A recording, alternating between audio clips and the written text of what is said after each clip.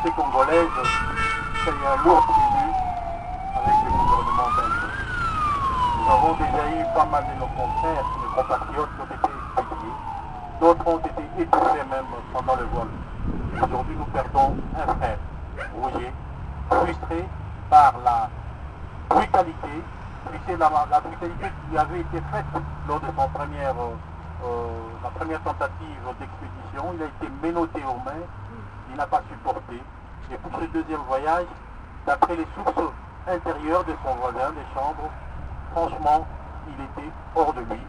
Et je pense que le gouvernement doit arrêter ce système de, je ne sais pas comment le dire, c'est vraiment une discrimination. Quand on ouvre une porte grande aux autres, on ferme à des gens avec qui vous avez vécu depuis 1885 et qui ont subi et continuent encore à subir des atrocités par la faute d'un gouvernement irresponsable qui n'a aucune dignité pour pouvoir respecter le droit des humains.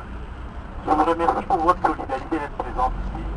Je sais que c'est très fort pour nous de voir que parmi les Belges, il y a des gens qui pensent que nous pouvons vivre ensemble. Et vivre ensemble, nous le souhaitons tous. Nous sommes des gens de l'humanité. Nous devons vivre parce que nous savons que nous ne pouvons pas vivre séparément et nous entretuer comme le gouvernement le fait actuellement en poussant les gens jusqu'au bout. Donc je vous remercie encore d'être là présent. Encourageons-nous à ce que ces centres et plusieurs autres qui sont à l'intérieur de ce pays doivent être fermés. Je vous remercie. Je vais passer la parole à notre Capitaine, merci beaucoup. Je vais profiter de l'occasion. Merci beaucoup. Je vais profiter de l'occasion pour m'adresser à M. Charles Michel, qui est le Premier ministre de ce pays. En démocratie, il est inacceptable de gouverner quand sa politique arrive à tuer les gens. Je pense que si on est un vrai responsable, on doit assumer ses responsabilités. Parce que si toutes ces personnes viennent demander l'asile dans ce pays, et particulièrement le Congo, c'est à cause du fait que la politique belge au Congo est malhonnête. Alors il faut assumer les responsabilités. Puisque si ce pays-là fonctionne bien, et qu'on laisse ces gens-là libres, personne ne viendrait demander l'asile dans ce pays.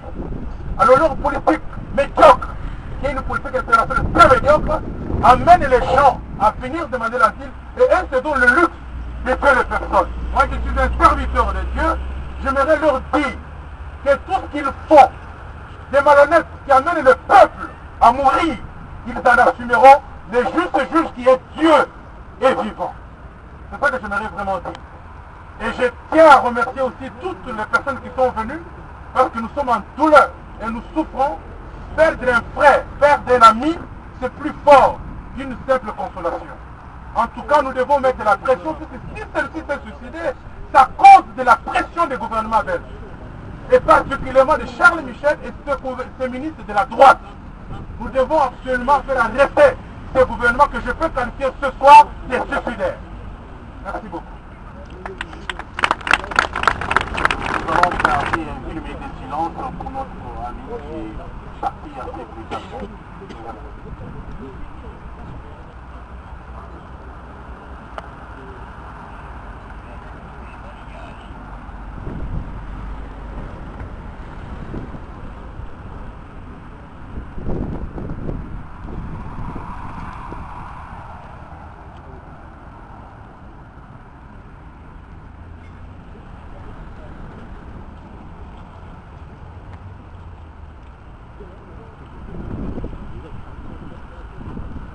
Merci.